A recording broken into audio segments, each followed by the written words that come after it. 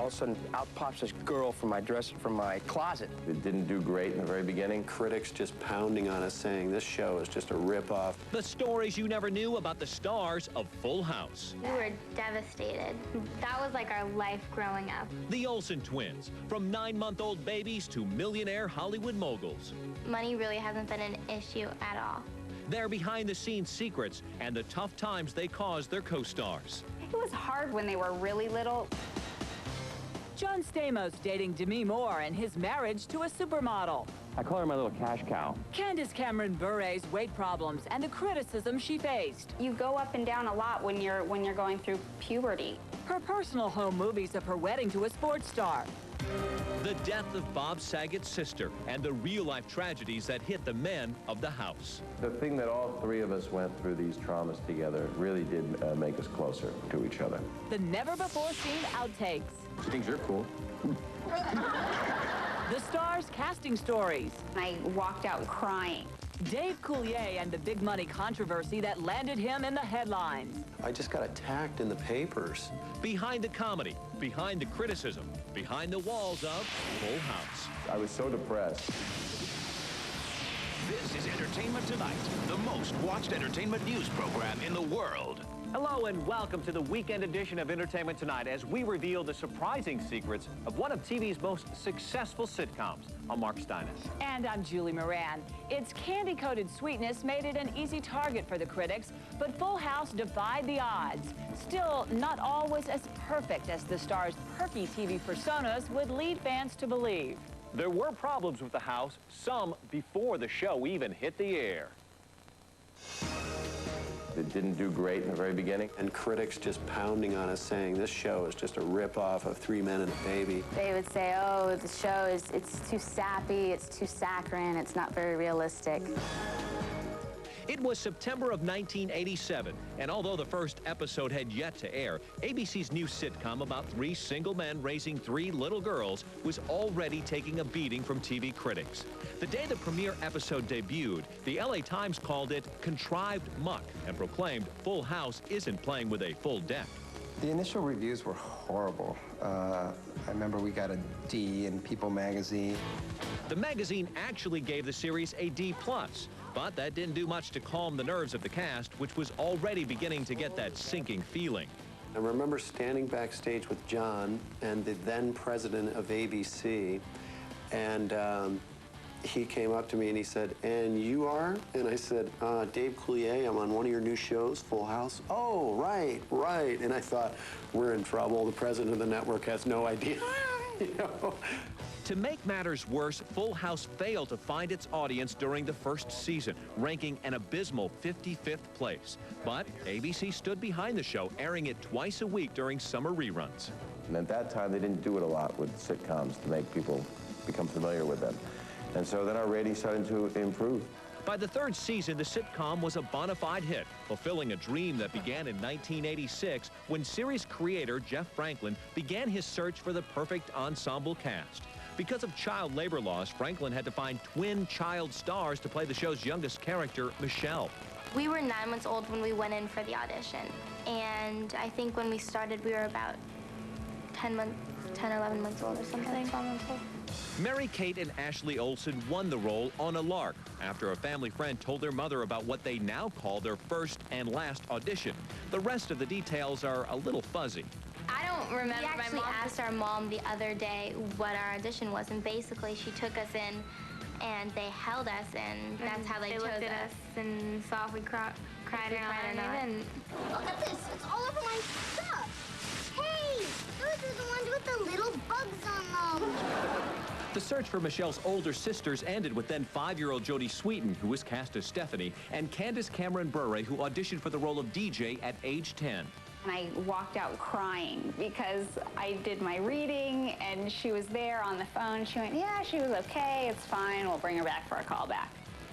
And I was so upset because she said I was okay. Candace says she did much better during her second audition, and she soon found herself working with former General Hospital hunk John Stamos, who later admitted the show didn't hit its stride until season 2. You look at any great show, Family Ties, Cosby.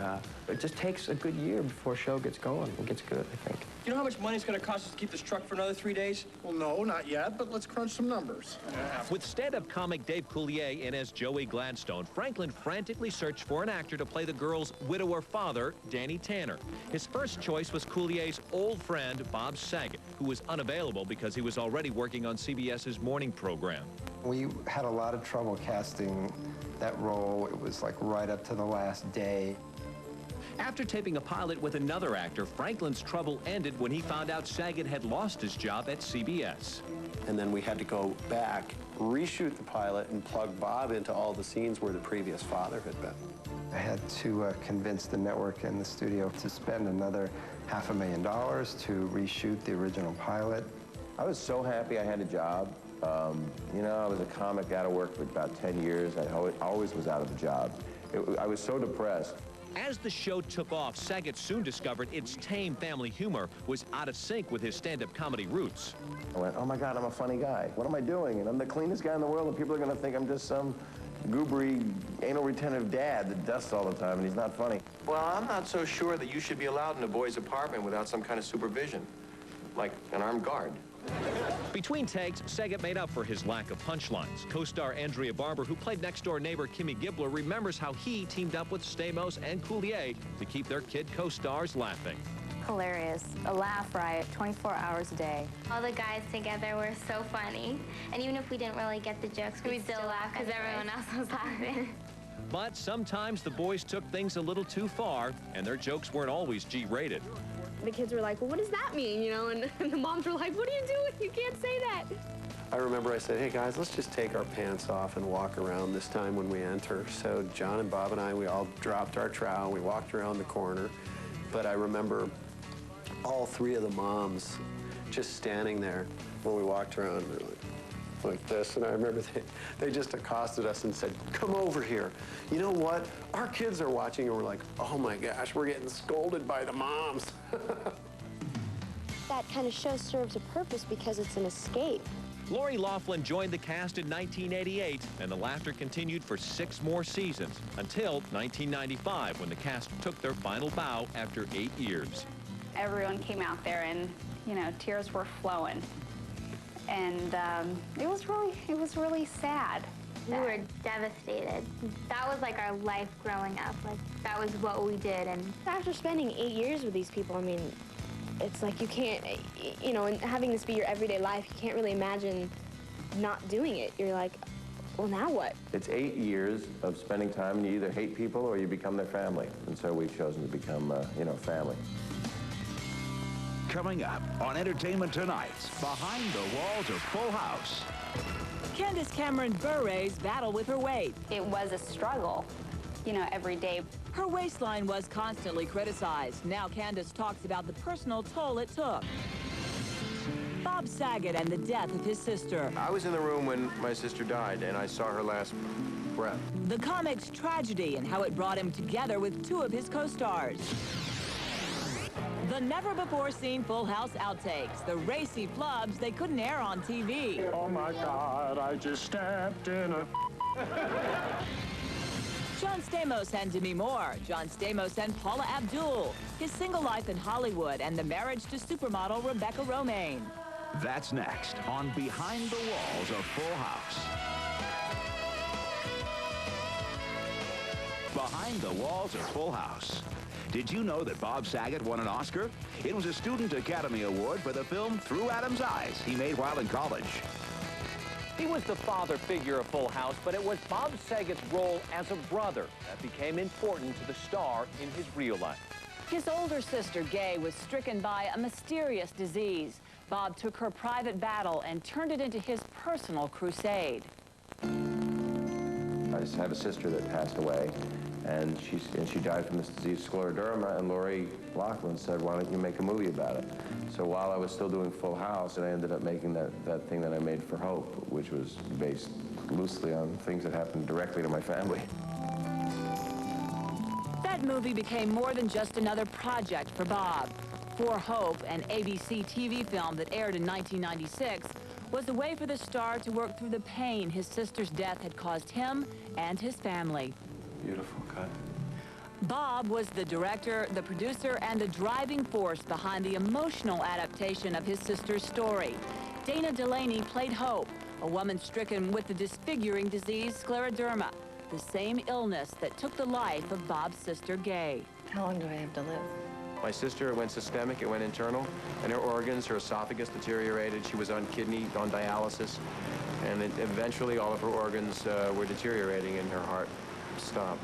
So let's just put the camera back to over there and do it a little bit wider that, Laura. It's a great tribute to Gay, and I think it's been very cathartic for Bob to do this movie, more so than he even realized. I was in the room when my sister died, and I saw her last breath. This is very personal, isn't it? Yeah. This is that incredibly personal E.T. segment. And there's a euphoria, there's a rush you get. And it's sad as, you know, it's the saddest thing in the world when you lose somebody you love. My experience was the more, as she was dying, she became very saintly. And to be in her presence was to be in that room when we all had our vigil with her to make our last moment's peace. It was like being in a, you know, on hallowed ground. On the Full House set, dealing with the disease and his sister's death strengthened the bond between Bob and his co-stars. Sadly, tragedy had struck them as well. Dave's sister passed away from cancer, and my sister passed away from scleroderma, and then John's sister, thank God, had a mild problem with MS, and she recovered. But the thing that all three of us went through these traumas together really did make us closer to each other. While Bob was dealing with pain in his personal life, his professional career couldn't have been going any better. He became that rare star in Hollywood, 2 hugely successful series on TV at the very same time. So I went and did this show, another pilot, an hour pilot, and you sign a piece of paper that says, you know, 3 specials. You know, okay, maybe 5 years if it went as a series. Yeah, right. Who's going to watch a clip show of people's home videos every week? It's impossible. And then the pilot, like, beat a rerun of 60 Minutes, and people went, ah! Run to the hills. Today, Bob is as busy as ever, continuing to take on roles both in front of and behind the camera on television and in feature films. But there is one special project he would love to direct. I would like to direct the Full House movie, but I don't think Warner Brothers or Miller Boyett would let me do it in the way I'd want to do it. You know, Danny's drunk. Kevin, where are you? Where's the dog? Comet? Crawl into bed accidentally with Uncle Jesse. You can't do that. You can't really fulfill your dreams. Coming up on Entertainment Tonight's Behind the Walls of Full House. Why it was tough working with the Olsen twins. It took incredible patience and long, long hours. From the first days on the set to their big bucks business success inside the Olsen empire. The Full House outtakes from the cutting room floor. The hilarious footage never seen on TV. Candace Cameron Bure. Find out which co-star introduced her to her husband as she shares her wedding video. Hi, Candace. Thank you, Valerie. The Dave Coulier controversy. I'm not going to drag my family's name through the press anymore. How he fought back against charges he allegedly mishandled money. That's next on Behind the Walls of Full House.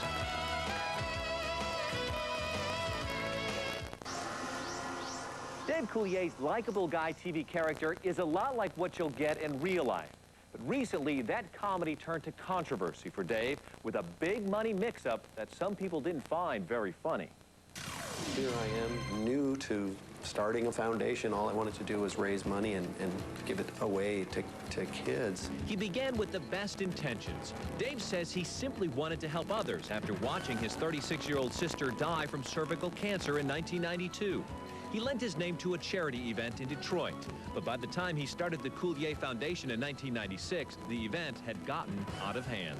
At that point, we were getting 17,000 people at our charity hockey game at Joe Louis in Detroit with the Detroit Red Wings, and it really started to feel like a big corporation. By the mid-1990s, Coulier was harshly criticized for having only a small percentage of the money raised actually go to charity. IRS forms in 1997 allegedly show the foundation raised more than $345,000, but just $60,000, or 17%, went to charity. In 1996, over $154,000 was collected, but only $6,000, or less than 4%, was donated. Dave says the problem was expenses. It simply cost too much to attract top-notch celebrities.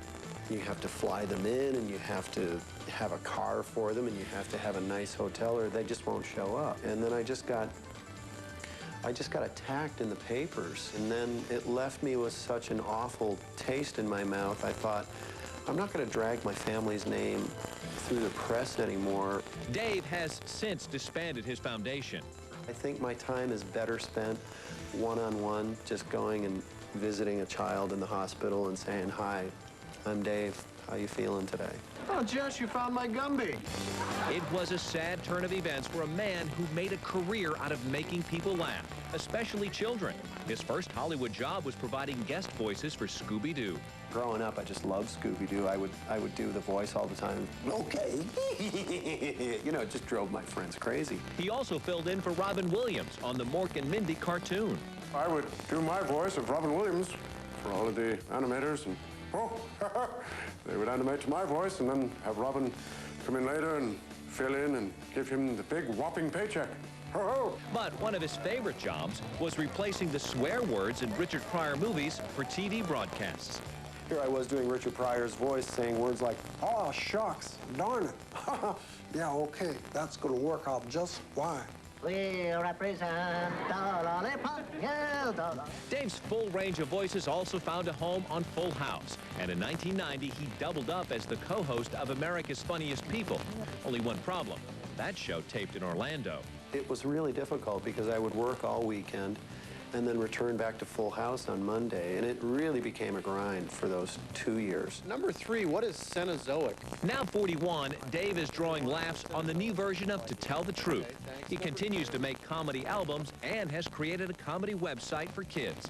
The Michigan native has come a long way since the dark day he mistakenly thought he had been handpicked to join Saturday Night Live. I was just crushed because I had told all my friends and my family, you know, I'm going to be on Saturday Night Live. I think I've got the show. And then Full House came along, and, you know, the rest is kind of history. Dave's comedy has grown up ever so slightly since those Full House days. His latest CD features routines entitled A Blast from the Pants and Morris Goes to the Strip Club. As you can imagine, life behind the scenes of Full House was full of practical jokes and fun. And now we have the never-before-seen footage and the outtakes the stars never thought would make air. It seems spitting out the dialogue tripped up pretty much everyone. Just jump in any time. Why are we laughing? Whoa, baby. Joey, thanks for taking me to that party. Hey, Joe. Hey, put some new plumbing in the attic, and I had to turn off the main power line, so I hope I don't...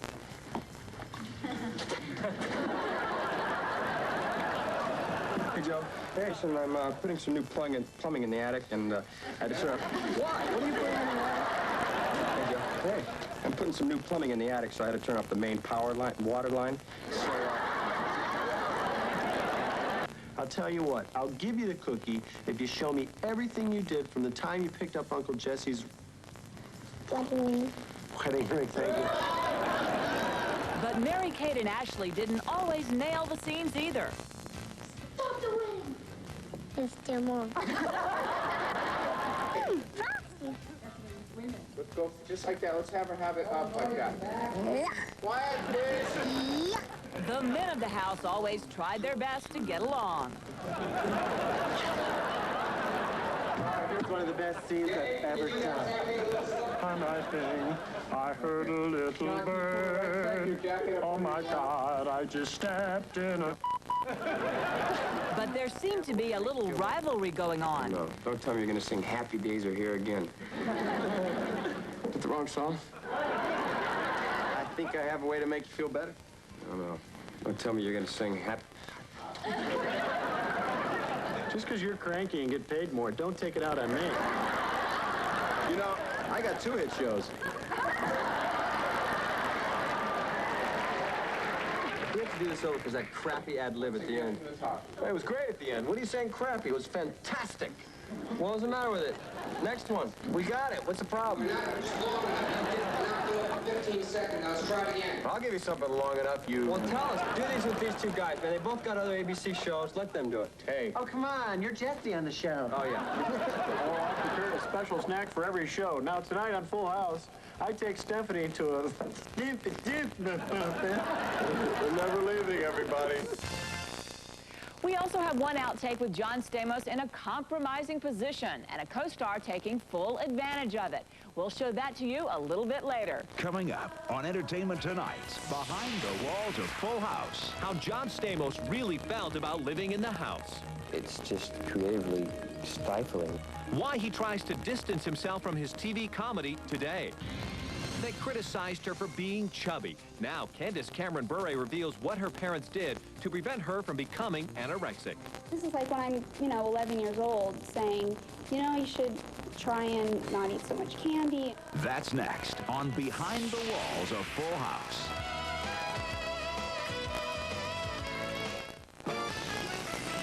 Welcome back as Entertainment Tonight takes you behind the walls of Full House. Candace Cameron Bure was 9 years old when her big brother Kirk became a star on the sitcom Growing Pains.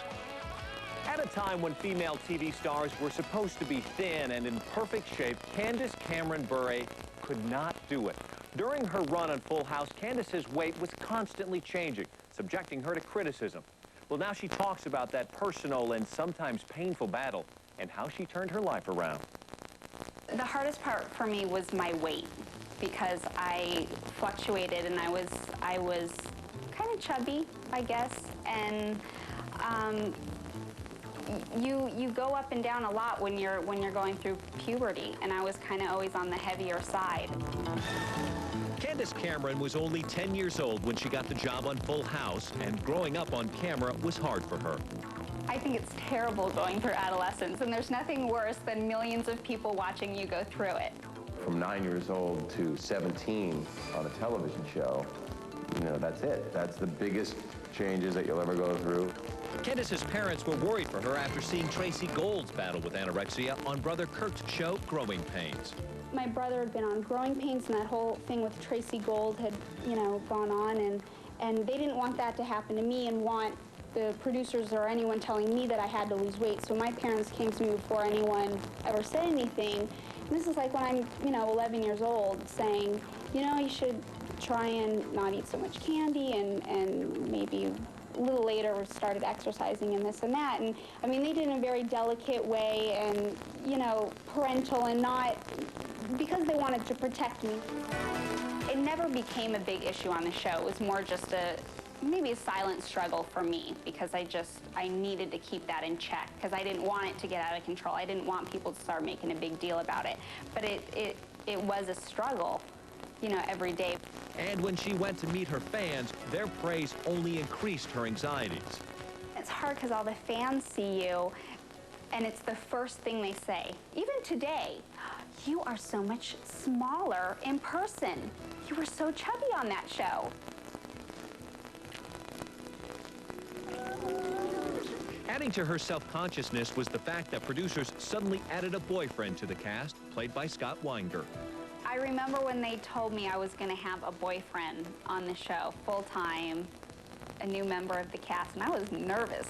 I was always shy about making out with Candace on camera. It was always off camera, hey, forget it. No, but on camera, it was always weird. We had just 300 people in the audience, lots of kids, and I was always sort of like, about it. Something just doesn't feel right. But Candace soon realized that she was happy with her weight and her look, especially when she met her future husband, hockey star Valeri Bure. They were introduced by Dave Coulier when Dave was attending a celebrity hockey event, and Dave was approached by Valeri and his brother Pavel, who were fans of the show. Every day, they would get their cup of coffee at 5 o'clock, and they would watch the syndicated episodes of Full House, and that's how they learned to speak English. So I was very taken aback by that. I was like, you've got to be kidding me. And they said, we just love the girls. Is there any way you could invite them to our game? We were having fun, and Dave kind of said, well, there are these two cute Russian guys, and I want to introduce you. So Lori Loughlin and Candace Cameron came to the game, and I remember introducing Candace to Val And he just, all the blood left his face. It was as if he was seeing the most beautiful woman in the world. And I just knew right then, I thought, these two are going to be seeing quite a bit of each other. Lori and I were standing there, and she goes, "I'll take the older one's jersey." And I said, "Yeah, I'll take the younger one's jersey." And that's how I met my husband. In sickness and in health. In sickness and in health. 2 years later, the two lovebirds were married. Candace shared these very personal home videos of the wedding and reception. Her Full House friends were all there, except the Olsen twins, who were working at the time. My wedding was like one of the greatest days of my life. That was really weird for me because we're the same age. She was, what, 21 or 22 when she got married, and I just thought, okay, here's a girl I grew up with, you know. We went through the same issues at the same time. We both had our first kiss at the same time. We got our periods at the same time. And now she's getting married, and I'm just like, whoa. Candace was, I think, 10 years old when the show started. And to see her up there getting married to a guy that, you know, that I thought very highly of was really a great feeling. When Candace threw her bouquet, it got caught up in the chandelier, which was so funny. We were there in 1998 when Candace was pregnant with their first child, daughter Natasha. Now, 7-month-old Lev has joined the Bure brood, and Candace couldn't be happier. She's even working again, doing a project called The Crew on video that will appeal to her kids. For Cameron, it's full circle from being the kid on Full House to having kids of her own. I love motherhood. It's so awesome. I was born to do it. Candace keeps her houses full with the help of 2 dogs. Both pooches make the trip between her 2 homes in Calgary and L.A. Coming up on Entertainment Tonight's Behind the Walls of Full House. How the Olsen twins built an estimated $60 million business empire. I don't even think about it. Me too.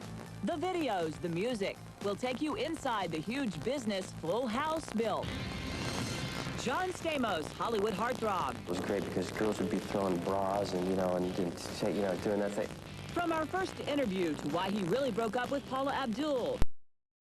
Dated and his life on the single scene. I like all girls. I don't care what they date me for. That's next on Behind the Walls of Full House.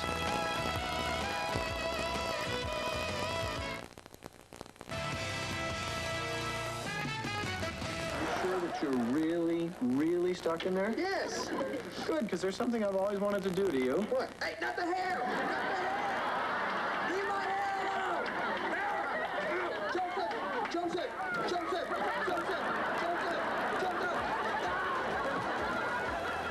There was the father, the comic relief, the twins, and the cute daughter. And then there was the heartthrob. John Stamos came to Full House a relatively unknown soap actor. He left a bona fide hunk, both on the set and in real life as well. I like all girls. I don't care what they date me for. John was 22 when he sat down for his first ET interview and barely a blip on the Hollywood mainstream radar. But the California native's charm and dark good looks had been detected by some of TV's loyalist viewers. Fresh out of high school, John scored the role of Blackie Parrish on General Hospital. All right, I thought I'd be a little shaky, but I'm okay. Everybody calm. Stamos was the only teenage actor on set, but soon found company when a then 19-year-old Demi Moore was cast in the daytime series. The pair dated for a short time, but Demi had competition from scores of female fans. One even snuck into John's locked dressing room. And I'm sitting down, it was right before lunch, and all of a sudden out pops this girl from my closet. And I said, "What are you doing in here?" She said, "Can I stay?" I said, "Absolutely not. What do you do? I have to go to lunch? Who are you?"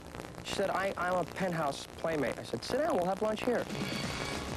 Growing out of the teen idol image he had gained on the cover of countless magazines, Stamos quickly found fans among Hollywood's leading ladies, dating everyone from Marlee Matlin to former Prince protege Vanity, to Chelsea Noble, who is now the wife of Growing Pains star Kirk Cameron.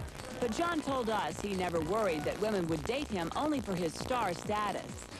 You really know what a person's after a while, You can read, I can usually read through. In 1990, a 26-year-old Stamos made headlines with his relationship with pop superstar Paula Abdul. But after only 7 months, the couple split. John confessed the breakup was his fault. he couldn't handle her fame. Even 1 year later, he said, quote, "If not for this business, we'd still be together," end quote. Here we go. Jump on, guys. But of course, once he was on Full House, John couldn't escape his heartthrob status. We hadn't even been on the air yet for Full House, and I walked into this big disco with John Stamos, and just every woman was just, you know, just latching onto him, and I was just skiing in his wake. He was like this heartthrob, and we all knew that, but I was kind of too young to like him like a heartthrob. So he was just like the totally cute guy that was like really nice and just doing his thing. In 1988, Lori Loughlin would join the show to play John's love interest and then wife. But a few years before she was cast, the couple had actually gone on several dates in real life. And in 1993, John told us that becoming known as Uncle Jesse definitely made a difference in his fan base. I was in General Hospital was great because girls would be throwing bras and, doing that thing. And now it's like, can you sign my kid's diaper for me, please? Soon, John wanted to distance himself from the sitcom image he had gained on Full House. He began to take on roles like rapists and murderers in TV movies so he could free himself from the squeaky clean persona of his alter ego. Full House has been, very good, for me. It's just creatively stifling. On Christmas Eve 1997, John made headlines again when he proposed in bed and in the buff to supermodel Rebecca Romaine. The two wrote their own vows for the lavish ceremony held at the Beverly Hills Hotel in September of 1998. All of Stamos' former housemates were among the couple's 400 guests. Why'd you stop? Now John is focusing his career on producing and acting. E.T. was on the set of his latest TV movie, Fox's How to Marry a Billionaire, about a guy trying to marry a woman for money. Stamos joked with us about taking his real-life experiences to the screen. I kind of patterned my life. I said, I got to go find me a rich supermodel to take care of me when I'm out of work, and so I did it. So why can't my character Tom do it? I call her my little cash cow. Coming up on Entertainment Tonight's Behind the Walls of Full House. The Olsen twins, how the cast and crew handled their 9-month-old co-stars. I felt like I had, like they were parrots almost. From the baby wrangler they had to use on the set to business women with millions of dollars in the bank to their parents' divorce. The latest on their personal lives today, including dating boys. Sometimes I feel that they're a little scared of us. That's next on Behind the Walls of Full House. In 1986, was it TV star Penny Marshall, Ron Howard, or... Welcome back as Entertainment Tonight takes you behind the walls of Full House. During their first years on the show, the Olsen twins were only earning union scale, about $4,000 per episode. They were the youngest and smallest members of Full House. Today, the Olsen twins are the wealthiest. The little girls who teamed up to play Michelle on the series now have put together a multi-million-dollar business empire that rivals any major Hollywood mogul. Money really hasn't been an issue at all. We just do what we do for fun, and when it stops being fun for us, we're going to stop. But it's just been a whole bunch of fun, so we just want to do it more. That fun has paid off well. The Olsen twins are true entertainment moguls. Their company, Dual Star, markets 100 titles of books, 20 different videos and counting, and game cartridges for Nintendo and PlayStation. Their company is worth an estimated $60 million, and their combined personal fortune is estimated at $17 million. I don't even think about it. Me too. It's like, oh, you have videos. Oh, we have videos, We've grown up having videos and books. It just kind of doesn't even faze us. Mary-Kate and Ashley have their own successful website, a future line of clothing at Walmart bearing their name. And just like Oprah, they're launching their own magazine for young girls. The two are fraternal, not identical twins. And for the record, Ashley is 2 minutes older. With all the fame and fortune, the pair says they have stayed grounded, even though they've been household names and faces since they were 9 months old. We've stayed really normal and down to earth, I think, and haven't let the success thing go to our head. And I guess we've gone to school, we've led a normal life, basically. What happened to Michelle? The twins literally grew up before our eyes, but getting the Tots to deliver their lines on the show became the job of baby wrangler Adria Later. She basically was like our mom on the set. She taught us how to walk, talk, but also when we were younger, what they would do is we couldn't memorize our lines, so Adria would be off screen saying, you know, you got it, dude, and then we'd go, you got it, dude, and then they'd cut it off in production. Got it, dude. E.T. visited the set to see just how the Wrangler wrangled the twins. Their scenes were mostly shot without a live audience so that they could do multiple takes over and over and over again. I'm also planting dessert. But delivering their lines perfectly was trying for the cast and crew. It took incredible patience and long, long hours. I felt like I had, you know, like they were parrots almost. It was hard because when they were really little, we would have to do it, like tape it so many times, like do it over and over and over so they could get their lines. I've been on Full House forever. The twins' mother, Jarnette, and their father, mortgage banker David Olson, did not supervise them on the set every day because they felt their daughters were in good hands. The producers have really accommodated the girls very nicely, so it's pretty easy for us. Somebody drives them to the show each day, and they have a nanny that tends to them, and it runs very smoothly. Walk and roll. Shake that tushy, Michelle! But the two only remember now that they were denied some of the perks that the other stars got. What really kind of sucked for us because they would always tell us, no, you can't have soda, you can't have any candy, and of course, right there was all the candy and the donuts, and we were never allowed to touch any of that stuff. We had to have the bagels and then all the good stuff. Hey, Shorty, how you doing? Terrible. My teacher said Monday is hobby day, and I don't have a hobby. After it became clear the twins were stealing the show, David Olson was pulled aside by the other stage parents who suggested he should ask for a raise for the girls. He hired an attorney who was successful in getting them a huge pay increase to $25,000 an episode. But on the set, they were hardly aware of their newfound riches. They would want to come on and, you know, work for Gummy Bears, and they get restless and cranky and tired, and, you know, who wants to work when you're 4? But, you know, for that kind of money, you know, don't worry, you'll be set the rest of your life, you know. And at 4, what does that mean? The two were beginning to be in big demand for talk shows, and while still on Full House, started their video empire. They also starred together in their first TV movie, which earned giant ratings. They recorded their first record album, where they again used their Wrangler for extra help. 500 puppies? 500 puppies? What's fun about the record? Because we get to put the earphones on. They had so much leverage by the end of the series, the two were pulling in a collective $80,000 a show. When Full House was finally canceled, the Olsen machine kicked into high gear. We've been in front of the camera since we were 9 months old. They began to turn out videos that consistently hit the bestseller lists. Their parents divorced in 1994, and Mary Kate and Ashley and their 2 siblings shared time between each of their homes. You're lying. Why would I lie? Because I have a boyfriend and you don't. In 1998, ABC gave them their own sitcom, Two of a Kind. The show posted mild ratings at best, but even its cancellation after just 1 year didn't dull the twins' popularity. They began to travel the world making more ambitious videos. Since when does she know how to surf? Since the scene, apparently.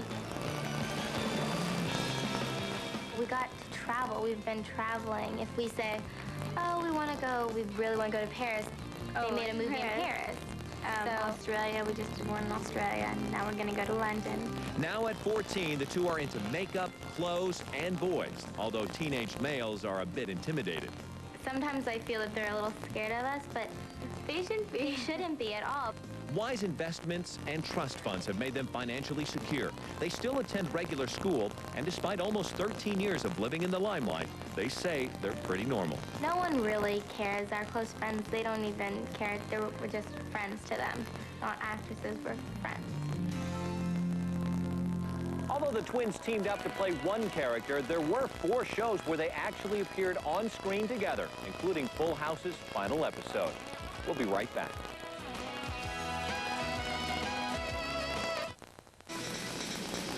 Monday.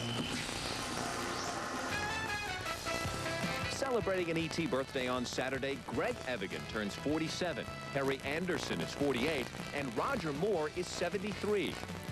And having a star-style birthday on Sunday, Vanessa Marcil turns 32. Tanya Roberts is 45. Linda Lavin is 63. And which celebrity said in 1986 about directing their first movie? I said, I'm never going to do this again. This is insane. That's Penny Marshall. She turns 57. Did you know that a Happy Days star, a Three's Company star, and a Brady Bunch star all had cameos on Full House? Well, click onto our ET website to find out who they were and the latest on breaking Hollywood news. That is going to do it for us for now. We're going to leave you with a look at next weekend's show. We have the stories you never knew about Knots Landing. Take care, everybody. Bye-bye. That was Julie Harris, who I love. How you doing?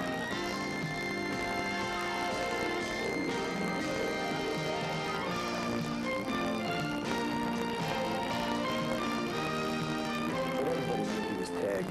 He's on his way. You know, he had that vibrant personality and that made you focus on him.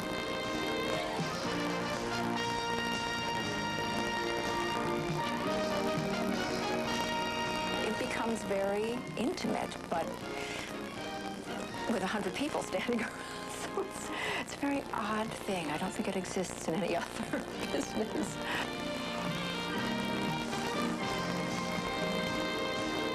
Somebody that runs that long, you have a lot of peaks and a lot of valleys. Emotionally, I don't think I was ever ready for it to end. Entertainment Tonight, always there.